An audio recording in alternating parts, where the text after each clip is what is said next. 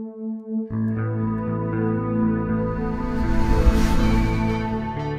just want to focus backwards from consequence. A good friend of mine and co-author of several novels, Bill Fortune, wrote a novel called 1 Second After, which is the study of a small town in North Carolina during the year after electricity was knocked out by an EMP attack. And it's really worth looking at because we take electricity for granted. And even in relatively short outages, as we had in April in New York, San Francisco, and Los Angeles, people are remarkably inconvenienced. But it turns out, for example, all of the drugs we rely on for a wide range of things require refrigeration.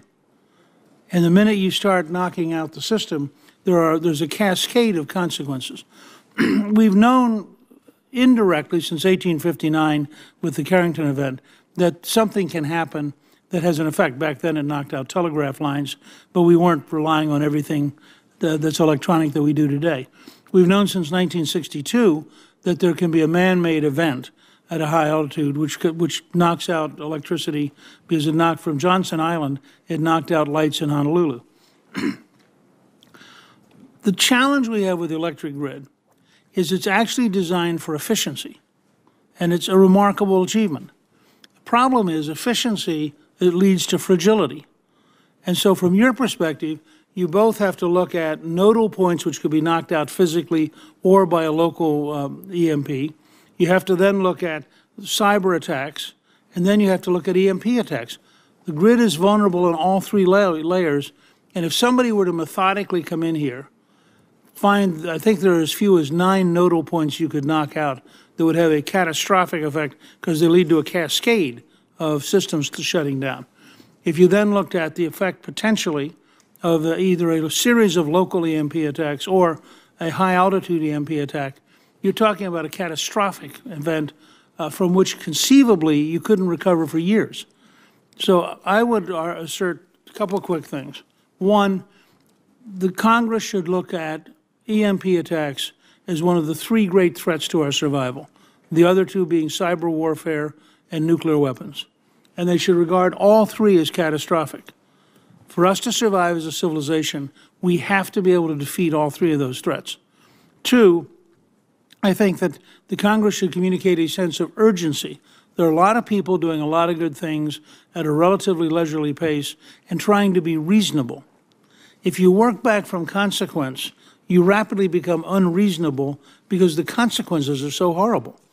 This is like 9/11, where everybody said, gee, we hadn't thought about an airplane hitting a building, which is nonsense. Tom Clancy had written about it a decade earlier. But nobody wanted to cut through and say, so what would you have to do to stop that from happening? After the event, we did all sorts of things to make it harder to take over an airplane. Well, we're in the same boat right now, except here we're gambling our civilization. This is vastly bigger than 9/11. I would suggest a couple things. One, that Homeland Security and the Department of Energy should have some very rigorous war games, thinking through all the permutations of what could happen, and they should look for the key nodal points where you could, in fact, begin to fix the system, because there are a number of steps that can be taken to make the system more resilient and to make it more difficult to take out. 2, I would look at the new infrastructure bill to consider having a substantial part of a national security infrastructure component. 3, if you were to go through and cut out a lot of the red tape that the electric industry has to deal with, the time value of money you would save would probably more than pay for everything you're going to ask them to do on EMP.